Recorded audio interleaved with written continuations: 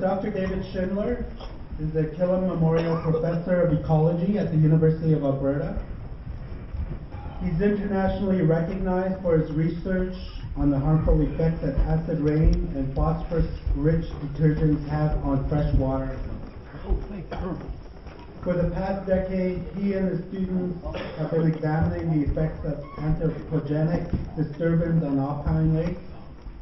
His current research interests include the study of fisheries management in mountain lakes, the biomagnification of organochlorines in food chains, effects of climate change and UV radiation on lakes, and global carbon and nitrogen budgets. He's particularly interested in the restoration of lakes suffering damage due to the introduction of alien species. In recent years, he has earned significant accolades, including the Stockholm Water Prize, the Volvo International Environment Prize, the International Society of Limnology's Nauman Cinnamon Medal, must be a different language, the American Association of Limnology and Oceanography's Hutchinson's Medal, and most recently the NSERC Gerhard Herzberg Gold Medal for Science and Engineering. So please help me welcome Dr. David Schindler.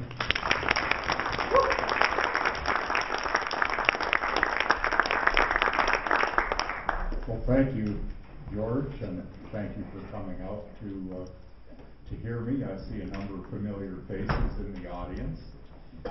I'm going to talk largely about our study of the Athabasca River, but I got a little bit inspired by those full-page ads that Shell has been putting in the Sunday papers called Mythbusters, so I gave it a subtitle as well, which will make sense in a few minutes. So this slide is probably familiar to most of you. The area of mining that has been talked about. The area of mining is this little white area up here, which looks really small. But that's because the red area, which is the area where this in situ technique that was mentioned this morning, can be used, is is about the size of the country of Greece. Uh-oh. I don't think it likes me, either that or oh, okay. What I was hoping to do was get the pointer, and that's what anyhow, there's one thing that doesn't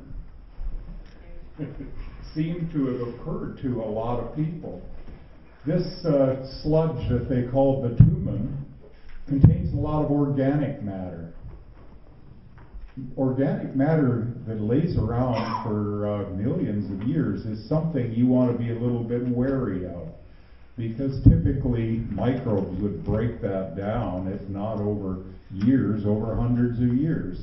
The reason they don't is it contains a lot of very potent toxins. So that's why it lies there in the landscape. And I think to a biologist that says automatically you ought to be pretty careful when you're handling that stuff and where the residues go and the emissions to air and water. This just puts the size of that red area of oil sands in perspective, slightly larger than Greece. My guess is that if you went to the EU and said, we want to extract oil sands from under Greece, we're going to declare it a sacrifice zone, there'd be a minor rebellion, but that doesn't seem to register on this side of the Atlantic. This is a really valuable area. This study just a year ago indicated that the Mackenzie Basin and all of the GDP going in it, I don't understand this thing. I think I'll get my own pointer out. Now it won't go forward and back again either. I think I'm going to have to lay off the pointer. The value of the whole GDP in the Mackenzie Basin is worth about $245 a hectare. And The ecosystem services, storing carbon, cleaning our air and our water and preventing floods and things, is worth about 14 times that amount. And seems like there's very little industrial development in that basin, but they calculate it's already reduced the value of ecosystem services by 15%. So we look at that, and in fact it's done about that much damage. It's just that economists don't look at this. Our approach has always been, well, if the water gets dirty, we'll build a big machine to clean it back up so we can drink it. And we don't put those two costs together. Well, this study was also published about a year ago. This was a feature article in National Geographic on the oil sands, and I read it and I was kind of disappointed. I didn't really think it said much. But the province would go on to pretty great lengths to get these people around and tour the area, had a somewhat different impression. So their reaction was, we've got to get our message out. So they call what we used to call in northern Minnesota the Sunshine Boys. This term came out of the bars. I lived in a small town that was the only wet town in a dry county.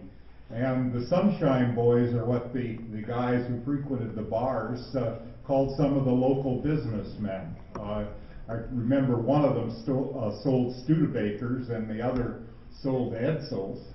But they didn't tell you about the downside of their product. And they had a somewhat ruder term than my definition here, but I think you get the drift. And they usually think that people are pretty stupid, that they really can't understand the downside of these things. And the same folks, or their descendants, I think, have written these full-page ads for Shell Oil. Like this one. This is from the September 20th National Post, among other things, about how wonderful the reclamation they're going to carry out. Well, they're talking 30 or 40 years from now. They've already been going 30 or 40 years, and we haven't seen any of it. So I'd like to know when they're going to get moving on some of this stuff. Pembina Institute has actually a very nice presentation of about 30 of these so-called oil sands myths, with their take on what the real answers are and where you can find the real answers. And this is available on their website. And if you're looking for some gallows humor, it's certainly worth going through. This is one of my favorites. For some reason, in all of this translation, I've lost my background color, which should be dark blue. Anyhow, this is some more sunshine from that Mythbuster that applies to my study, that they're not polluting the Athabasca River. That's a myth. And they are saying that, oh, well, all that's been leaching naturally into the river for the past 10,000 years.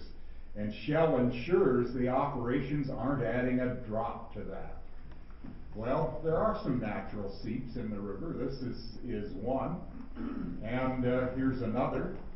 And they have been known for at least hundreds of years. At least they're recorded in the diaries of early explorers. And the only reason they knew about them is that Aboriginal people knew to go to these things to tar the leaks in their birch bark canoes.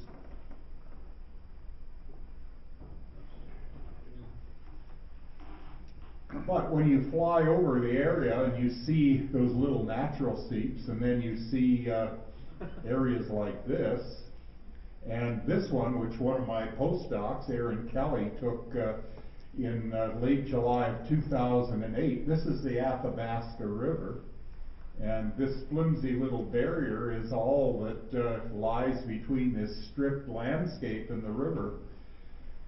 I've studied watersheds for going on 50 years. Burned watersheds, logged watersheds, one's paved in concrete, and you name it. And one rule of thumb is if you strip off the native vegetation, any chemical that's in that geological substrate is going to go downhill and into the water courses at the bottom. So it totally defies credibility that something like this would not be yielding any chemical, toxic or not, that's in the geology here into the river.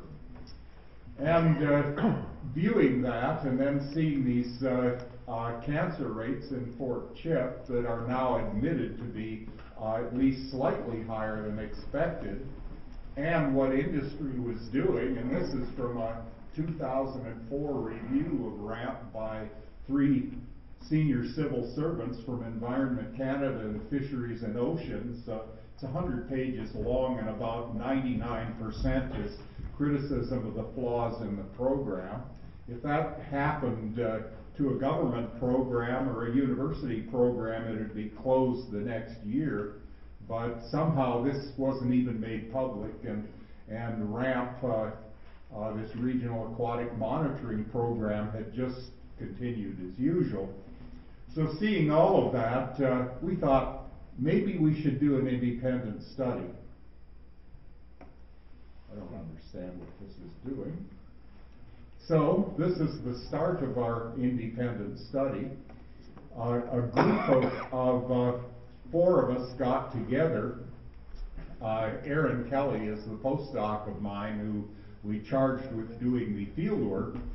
And we first laid out the Athabasca Formation by GIS, and then we chose sites on the Athabasca River from Fort McMurray, just above Fort McMurray down here, right to the delta, and actually a couple of sites on that western end of Lake Athabasca near Fort Chip. And we also had sites on every tributary to the Athabasca. What we did is to choose sites upstream of the McMurray Formation, in the McMurray Formation, but upstream of industry, and then below industry on each of those tributaries and sites. So the AR sites are the Athabasca River ones, on what I'll show you, and the other have code names that refer to the names of the tributaries. So with that, we did 2 sampling periods. One was February-March of 2008, when we sampled the river water for organic and inorganic contaminants, and we also took maximum snowpack in early March. And we melted that down, filtered it, and did the contaminants that were coming. At that point, we had almost exactly 4 months atmospheric deposition. Are you doing it to the right? Yes. Sometimes it works, sometimes it doesn't. Anyhow, the protocols that we had, and this is the south end of the Athabasca, flowing north here to Fort Chip. In blue are the names of some of the communities and features that you might recognize. In red are where the industrial developments are, and yellow are the distances in kilometers down the river going this way between the sites and on the tributaries coming into the Athabasca on the sides here. These are white filters, and they're the ones that we use to filter melted snow.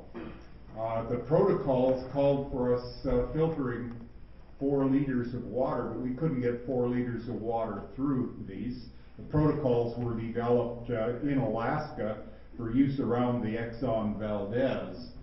But it turned out we had lots of material in this 900 milliliters, more than we needed. But you can get an idea of the particulate deposition here. Very little down around Fort Chip, a lot from McMurray, and the center is right here in the center of the oil sands around the upgraders. Now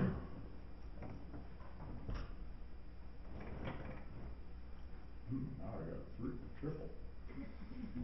This is what the snow looked like near the upgraders, it was dark enough that even in early March it was melting and more like a consolidated ice pack. And then if you got a little further away, you could see that the pollution is kind of episodic. There are these black bands in it. When you filter it, when you melt it down, there's actually oil on top of the melted snow water, as you can see here. We took stainless steel pots and melted this down. So there's actually an oil layer on top of the snow water. And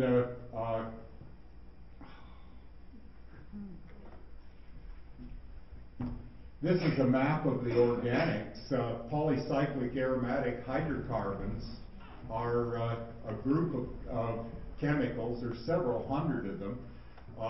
There are a dozen or so that are known carcinogens. And again, if you follow this at the bottom would be above Fort McMurray lying here on this graph. This would be the height of the oil sands activity. Site AR6 is right where the upgraders are, and then downstream to Fort Chippewa. The black part of these bars are what's in the particles of that melted snow, and the red part is what is in the filtrate, what passed through the filter. So the sum is what's in snow. And you can see these are just the totals of the PAHs. We actually have equivalent graphs for every one of the individual ones. You can see there's a big lump of stuff going in right around industrial development. And on these tributaries, the upper one is above the McMurray Formation. This one is in the McMurray Formation, usually above industry. One problem we had on some of these rivers is that we picked our sites from GIS maps from 2006, did the sampling in February of 2008 for snow, and a couple of months after the 2008 GIS maps came out, and some of what we had thought were undeveloped sites in 2006 had been developed in the intervening 2 years.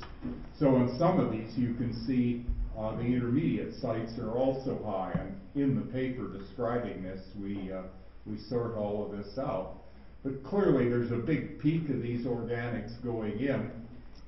This paper we published in the Proceedings of the U.S. National Academy last November. We have another paper coming out on trace metals, and I won't tell you very much about them. I'm going to show you one trace metal here. Again, this is the Fort McMurray area at the bottom. Going up, you can see AR6 again. And right downstream, this time, note that the lower end is still on scale. Note you get the same sort of patterns for aluminum in this case as for other metals. The dotted red line here is the CCME, Canadian Council of Ministers of the Environment, guideline for protection of aquatic life. So you can see that on a lot of these it's exceeded. And all I'll tell you at this point is that a lot of the other trace metals look just like that. And two reasons I won't tell you is, number one, it's in review right now, and will be bound by a media blackout until it's actually published. And the second is that I promised the residents of Fort Chip that for a change they'd be the first to see the results, not the last. Here, here. So until I can fulfill those two commitments, I estimate about the end of April we'll have this study out. Well, the other part of the study was the river study. Those were all snow samples. These are some samplers that were developed for studies around the Exxon Valdez by the U.S. National Oceanic and Atmospheric Administration. They're just a piece of pipe 4 inches in diameter of aluminum with a screen over the top, and inside there's a little sort of system of pegs that there's a membrane woven through of polyethylene that collects organic pollutants. The piece of chain here is just to hold it on the bottom of the river, and we suspended 2 of these in at each of the sites that were shown on that first graph of the river. We left them for a month, February to March, and then another time in the summer from June to July, because they do a good job of integrating, rather than one dip sample which may or may not reflect an episode. There's a downside to these in that we don't get the particulate amounts of these things, we get only the dissolved. But at least we get an integrated dissolved fraction. So that's what's shown on this set of slides. Winter is over here and summer is over here. And the black bars here are samples from samplers near the bottom of the water column, and the gray bars are near the top of the water column. In winter just under the ice, and in summer about half a meter below the surface. And again, you can see a very similar pattern. Again, Fort McMurray's at the bottom, going downstream. You can see the high sites. The highest is again AR6, even in the winter time. And remember, in winter, this is sealed off from the atmosphere by ice and snow, so all of the atmospheric stuff is falling on top of the ice. So this is reflecting what's seeping into the river under ice. Summer it's higher because we have both the atmospheric deposition and seepage going into the river. And again, you can see this tails off downstream, and in the case of the dissolved fraction, right to back to near natural levels. These are the sums of the tributaries, and again, you can see this little bit of an elevation within the McMurray Formation, but above development. When you get below the development, downstream of the development, it's quite high. And here is some of those midstream sites that I mentioned had been developed between 2006 to 2008. Sites that had no development were low. Sites that had over 25% of the basin developed were quite a bit higher. So,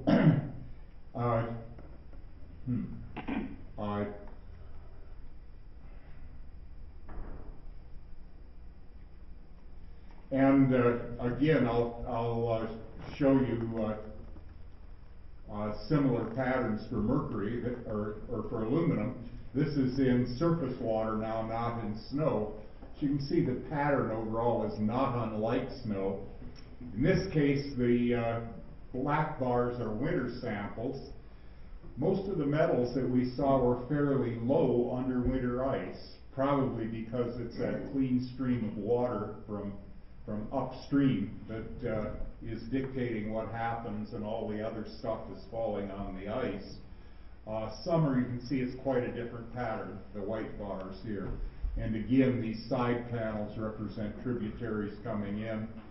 And again, you can see that a lot of these below industrial development, the bar goes way up.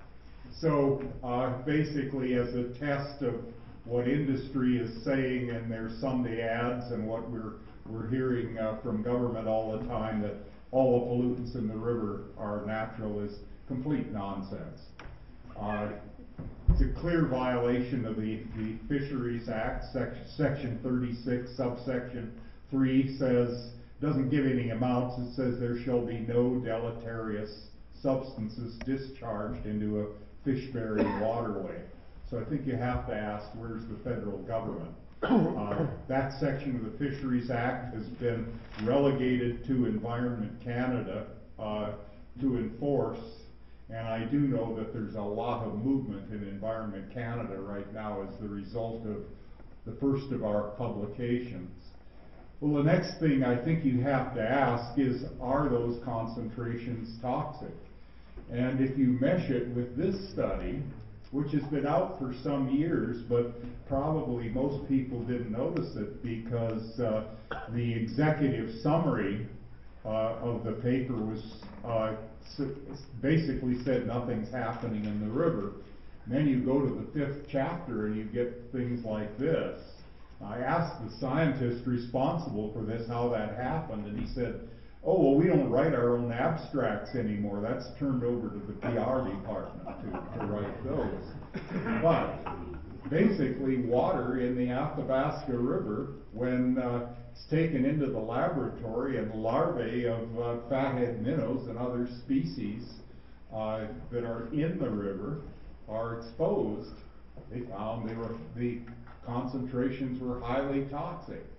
And that the few fish that survived had deformities, and some of the deformities are spinal deformities and so forth, not unlike the adult fish that people are catching in their nets.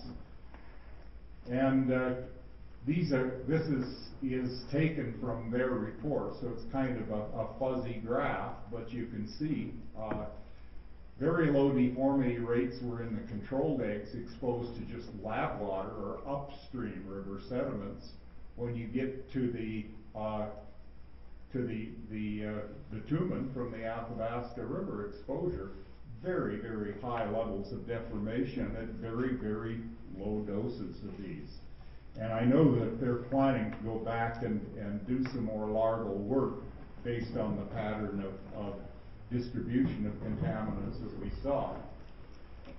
Well, to go on to a few other aspects of this and what they're saying, the creeks will carry fewer hydrocarbons which have been leaching into local surface waters. In other words, they're doing us a big service. All of these natural pollutants that are there in the tar sands, these kindly industries at great expense are going in to take these so people aren't exposed.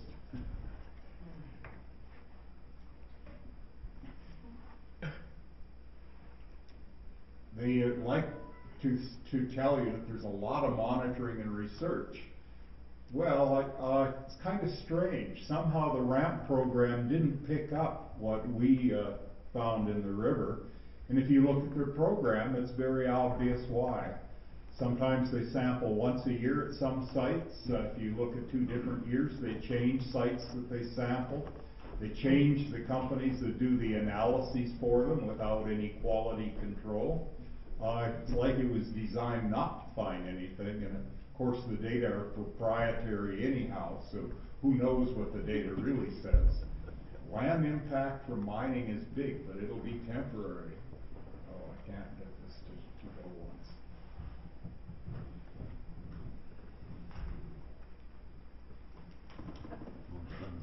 We have detailed plans for reclamation, and most highways don't. So let's have a look at their reclamation plan.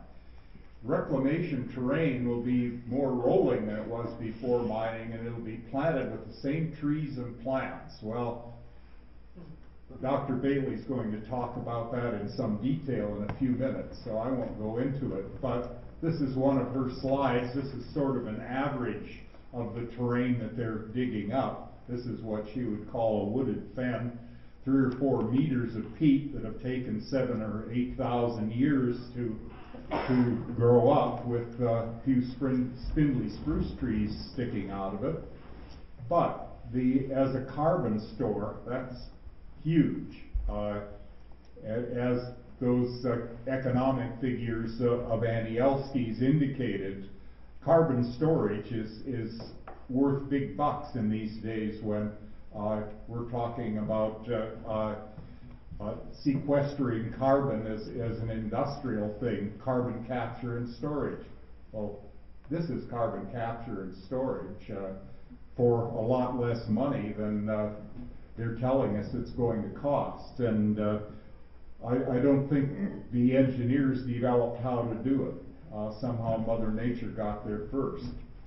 Anyhow, if we look at what's happened, again, these will be familiar to some of you. This 20 kilometer arrow will be a constant on this next set of slides. And over here in the corner, I've tallied the total area of tailings ponds.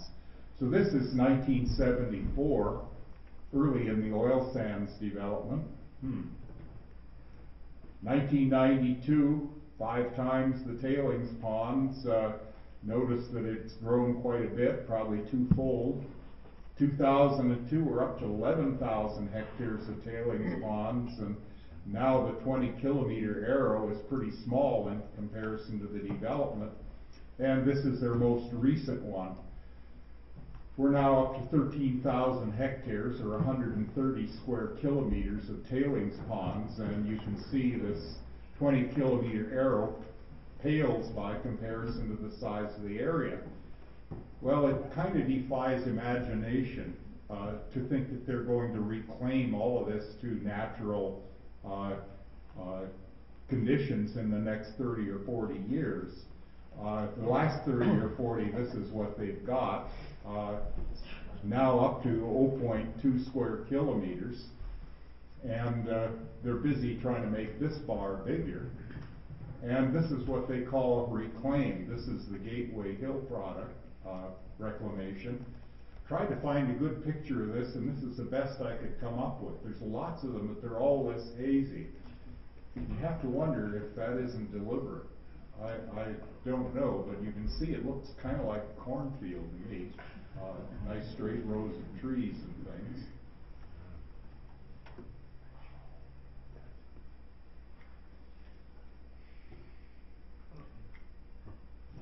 It doesn't want me to show that slide. These are reclamation costs that some of my colleagues at the University of Alberta came up with. This is what they're actually putting aside to reclaim. And this was the actual cost of the Gateway project, which is known to have been a pretty simple site to reclaim compared to some of the others. Washington, Alaska, most of you have been to Montana and seen the mess that mining has made there. This is what their reclamation cost, and you can see that what they've done hasn't been very effective. Then of course we have these tailings ponds to contend with. They like to talk about using less water, but I think you have to ask, if they're using less water over time, how come that line is so straight? That's the plot from those figures of Global Forest Watch over time. And as those are getting bigger in area, they're also getting deeper. Syncrude is doing a good job of talking about how effective their deterrent system is for waterfowl these days. Actually, I think Greenpeace could learn a few things from how to make oil companies look bad from Syncrude, what Syncrude is doing right now. You can see these lines are like rings on a tree of how that dike has increased in size. The official position is that there's no leakage, but in fact I've seen 2 industrial presentations done by people who work for the company showing there is seepage down through that system. This is 100 meters high. You don't have a 100-meter hydraulic head and not have any seepage in a dike system like that. It's complete nonsense. And if you look at the bottom of those, Suzanne will be talking about the same slide in a different context. These are the oil sands dikes. You can see the maintenance of them isn't all that swift. And there's not much in the way of plants that grow on them. And these oily sheens down here are what's coming through. And of course their answer is, well, we catch all of that stuff and we pump it back over the top. Well, who's going to do that when the oil companies scram? You know they will. They've scrammed every major mine site in Canada, leaving toxic soup for us, the taxpayers, to clean up. These are some of the issues of that stuff getting into groundwater as well as the surface waters. Naphthenic acids are the major toxic. They're acutely toxic. There are a lot of toxicological studies that have been done using tailings ponds water, and basically very little lives in them, a few microbes, and that's about all.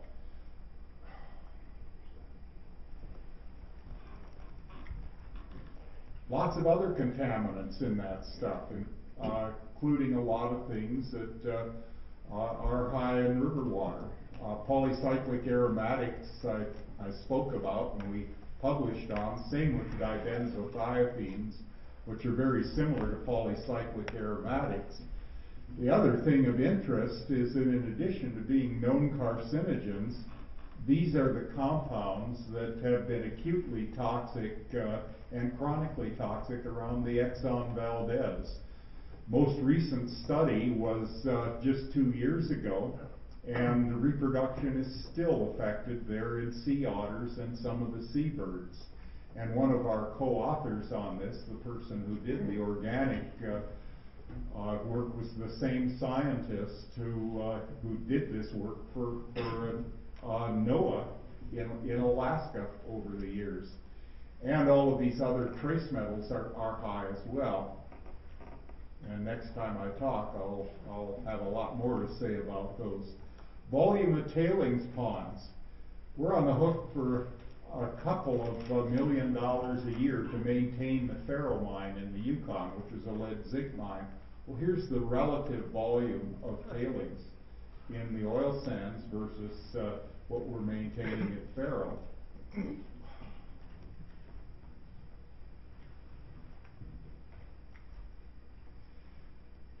These tailings ponds are known to break now and then. I had a student project in one of my classes a couple of years ago that looked at this.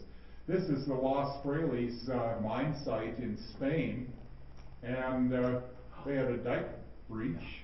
They were alongside a river, and this is where their tailings ended up in the Rio Agro River. Yeah. And these are some statistics. That was a 160 hectare pond.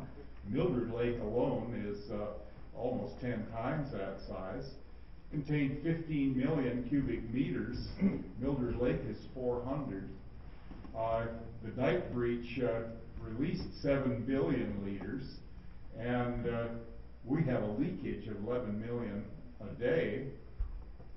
The area covered downstream was 5,000 hectares, and it cost them $37 million to clean up. So extrapolate from that. If we had a tailings pond breach in winter up there, that material would be released under ice. There's no known way to get up contaminants like are in those tailings ponds from under ice. You can put out plastic curtains and things and then slurpers to slurp it up if there's open water.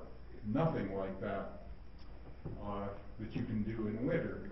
And we've already had a trial run of that in 1982 when they spilled 50 tons, very small amount compared to those last figures, into the river in January to March. Made its way all the way down to Lake Athabasca, and the fishery there was closed for 2 years. We've heard about the Sydney tar ponds, another area where we made lots of money and didn't think about the consequences for future generations, and now we're on the hook to clean that up. Well, this is 31 hectares. I'm talking about 130 square miles here just for the tailings ponds. 560,000 tons of contaminants, and the estimated cleanup cost is $400 million. So I could go on. There's lots of situations like that. This is another release from a tailings pond breach into an Italian river, which caused 268 deaths downstream, human deaths. And in the past 30 years or so, there have been 180 some of these around the globe. And there's all sorts of causes, ranging from earthquakes to unstable slopes, which is my guess the most likely one, and structural problems in the oil sands, to unknown causes. So I don't think it's out of the question that we'll see an event like this. If we have an event like that in these tailings ponds, we're going to forget all about the Exxon Valdez. Somehow this clicker doesn't like me. So, another of their things in the Sunshine Boys series that Shell is putting in papers is water use in perspective. This is a direct use. It's not nearly as big as some critics have portrayed it. Actual withdrawal is only going to be a small percentage of the total flow at any given time. In January or February, that might be 10% of the flow. The one they're very fond of saying is that it's only 1 or 2% of the average flow of the river. Well, this is the inversion of the average flow of the river. This is actually a slide that Alberta Environment presented at the CNRL hearings in 2003. And this was the allocated potential use at that time, around 10%. And you can see that it's a big percent in the wintertime, represented when the lines are high here, because that's when they're using a high proportion of the river water. The flow in winter on average is 140 cubic meters per second under winter ice. They like to use that average figure for a reason that I'll show you shortly. Summer they're using a very small proportion. The river's flowing 700 or more cubic meters per second. But they talk about that they only use a tiny fraction of what they're allocated. Well, this was the licensed use. These are figures from AMAC that they did for Alberta Environment. And according to the math on this, they're using 90% of their allocation. And only 8% of what's taken from the river ever goes back in the river, because we don't want the other 92%. It's too contaminated.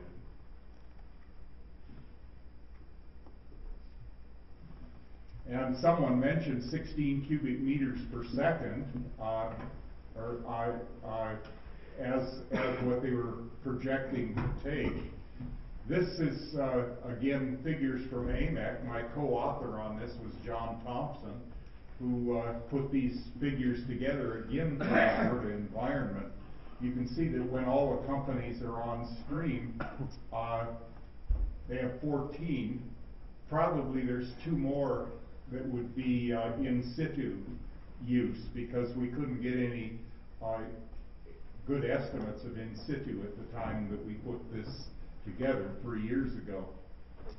The problem with that winter period is not just that the flows are low, it's because the river's covered with ice and snow. So there's no photosynthesis that puts oxygen back in that river, and it's not taking any up from the atmosphere. So this messy graph shows what happens. This is Alberta Environment's own graph. The lower red bar here is the oxygen needs of species like walleye and northern pike.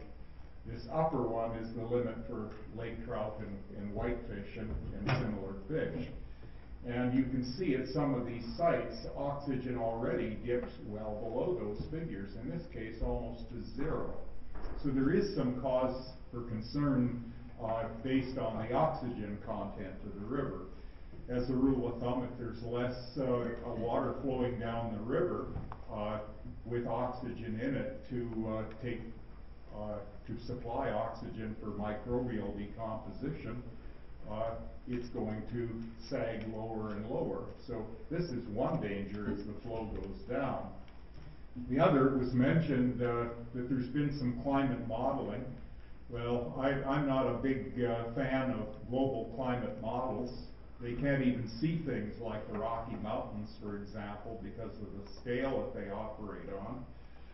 They do a reasonably good job of simulating the past, so they assume they'll do a reasonably good job of the future.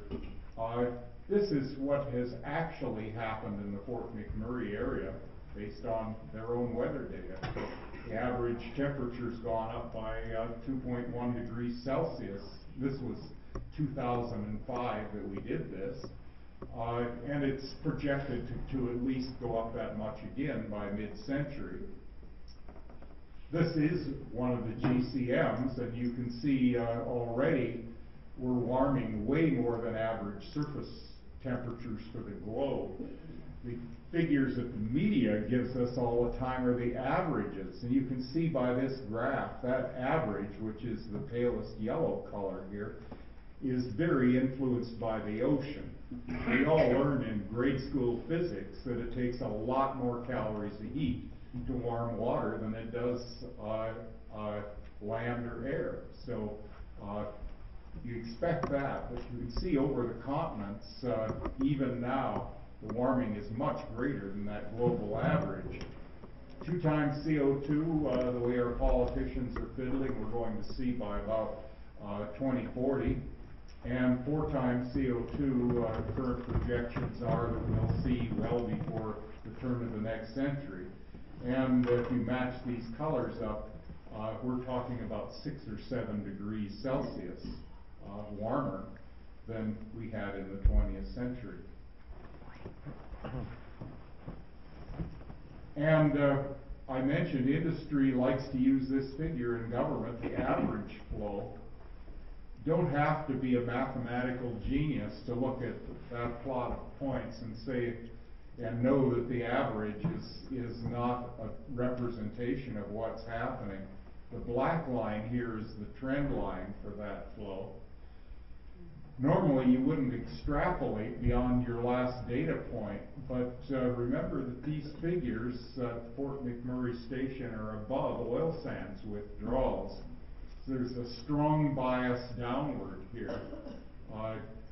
If you were to plot what's happening below the oil sands, that would be down here somewhere right now, about 15 cubic meters per second slower. But climate alone is equivalent to building an oil sands plant every 2 years on the river. So the slope is a cubic meter and a half per second per year that the river is losing without any influence from the oil sands at all. So that's what we should be assuming that the future is going to hold. Now, I've talked about a pretty small proportion of what I view as the environmental issues in the oil sands. We heard a lot about CO2. I frankly kind of agree with companies on CO2.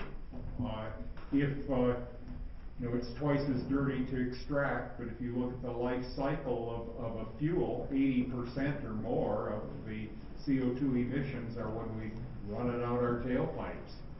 So if we didn't run it out our tailpipes, they wouldn't have any excuse to have the oil sands. I think water removal that I've talked about is a fairly minor issue.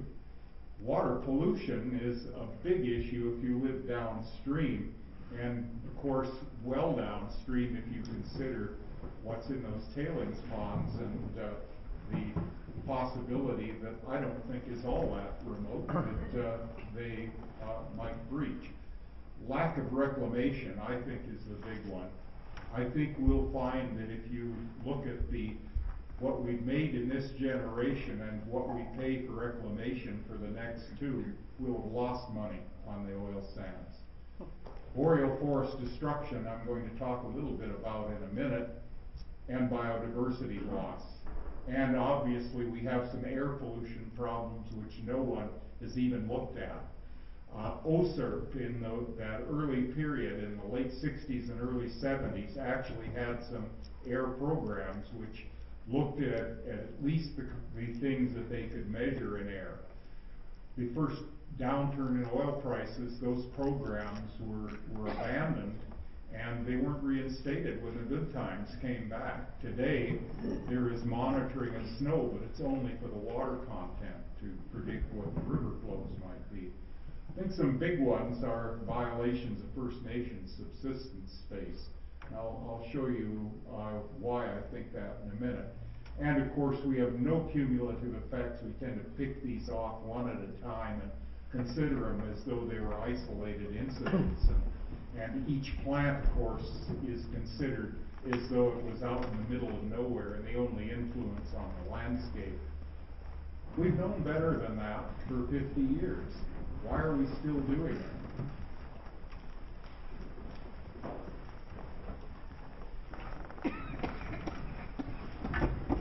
So this is an industry diagram of SAGD to pump steam down and mobilize these things and then pick it up in another pipe. And as was mentioned earlier, if that stuff can flow from one pipe to another, so can it flow into aquifers, carrying all of the pollutants that are in the material with it. But industry is still casting this sort of development as being benign. And they're starting to say, oh, that oil sands development, like you can see up here, is terrible, but we're going to be better with the rest of this. Well, this map runs from Fort McMurray down to Anzac and Gregoire Lake here. So here's Fort McMurray about halfway. There's a development going in there known as Optinexin. And what the surface will look like when Optinexin is installed is like this. This isn't a little well every 10 miles or so. This is a very intensive well development. And then, of course, roads and pipelines and seismic lines to figure out where to put the well pads and things. This is a pretty fragmented landscape. And those little green patches might be habitats for sparrows and things. They're not habitat for caribou. If you look at the caribou decline in that area, this is from the Alberta Woodland Caribou Recovery Plan. Caribou are, for all practical purposes, toast in that area. And if you even take an early stage of development like this, and you put the amount of forest that's off limits to caribou for a good part of their annual life cycle, based on a 200-meter wide corridor around these various developments, which is where they find caribou are disturbed. You see, there's very little habitat left. So I guess when Shell puts this forest back and all the animals and plants just the way it was, they must have some caribou DNA around somewhere, and they'll get somebody to clone it up for them. This is Global Forest Watch's map of the disturbance caused by petroleum activity in the past century. We've heard about this great new development, the Mackenzie pipeline, and there's some debate over how much of that is necessary just to fuel the oil sands, or whether some of it will actually get south of that. This is their estimate of what is going to be ripped out of the boreal if the Mackenzie pipeline goes through. There will be roads, there will be little feeder pipelines for small deposits to get in there. There'll have to be a major road, and of course there will be all sorts of mines and logging activities.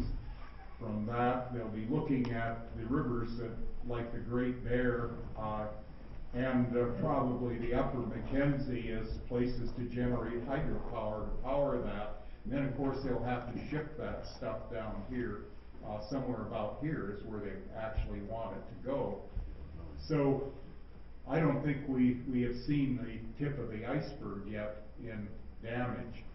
And I'll stop there. I don't think this is going to be a great place to live a century from now if we keep going the way we're going.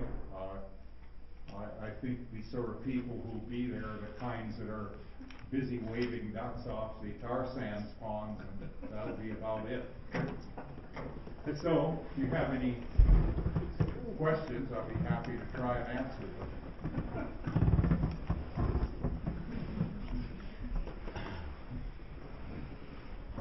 Hope you can hear me, David. What's the impact of the announcement in the federal budget yesterday to move Environment Canada? Can you hear me? What do you anticipate the impact will be from the federal government's announcement yesterday to move Environment Canada into Department of Energy? Next question. Could you repeat that? Yeah. Not everybody will be aware of that. Question was, what would happen if Department of Fisheries and Oceans and Environment get moved into the Department of Energy? Don't think it'll be that blatant, but what I see happening right now is that more and more of the portfolio for this sort of stuff is being turned over to NRCan, which is much more friendly to industry than either Environment Canada or DFO have been. And I'm hoping that one thing that'll happen is the result of our studies will be that it'll get some renewed attention by fisheries and oceans and environment, and maybe someone will see the light if they can't keep hiding their heads in the sand and pretending that nothing's going on by allowing these sunshine boys to tell the environmental story for them. Yes. I got the reclamation ticket, eh? Like they made us take these reclamation tickets. And what happened in that area, you know, like it takes a few years for the rain to wash down the acid before anything grows. In some cases, if it accumulates too much, it won't grow. That's right. It's a human natural thing. I think Suzanne will have a lot more to say about that. She actually works in reclamation in that area. The other thing they did in Cold Lake was they planted fish and they made a fish, you know, a pond, and they just put fish in there and then they all died because there's acid in the soil. You know, like we knew that as First Nations a long time ago. You don't do that. Yeah. That's These so-called habitat replacement things, for the most part, don't work. In fact, I spent 22 years working for Fisheries and Oceans, and they have this no net habitat loss policy, which now they've allowed tailings pond end pit lakes and things to be used for considered to be fish habitat. Their history is pretty dismal. I don't know of a single habitat reclamation project that they've ever done that has the same fish productivity of the habitat that was destroyed. I'm not talking about oil sands. It would be a worse case. We simply do not know how to produce fish habitat that's equivalent to that is there in nature. It's that simple. the thing on Cold Lake. It's one of the deepest natural trout lakes in Alberta. I think there's only 2, Trout Lake and Cold Lake, because it's got to be cold water, right? You know, but they planted fish in there about 20 years ago. You know, when they tried this fish hatchery, yeah, they planted fish in there, but it's the only fish there now. Like they've eaten everything else up. So it's not a human nature thing to do that. Right. So, you know, like the thing is sure that the trout, you know, like more or less ate all the eggs of the other fish. So there's lots of trout there, but they're no good because they're too soft. You know, Again, I think we're getting, at least scientifically, we're at the point where we know that in general fish hatcheries aren't the solutions. They usually don't use the native stocks. They use some stocks from elsewhere, and probably the best data sets are coming in from salmon now, where they've used as to pacify fishermen for years. Oh yes, we've cut off the whole Columbia Basin, but we have hatcheries that will replace them. Well, those hatchery fish don't survive as well, and they're just not equivalent to native stocks. And you know, it's a lesson that we should be learning from now instead of trying these habitat replacements and restocking solutions. Well, the history is that they don't work. So I think we're going to take one more question, otherwise we're cutting into the next presenter's time, and Dr. Schindler may get into trouble for that.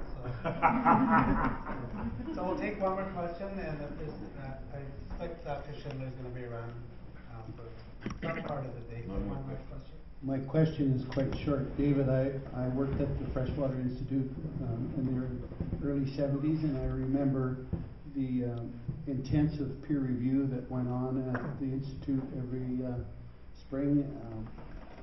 And I wonder how we are going to draw RAMP and SEMA out into the process of peer review.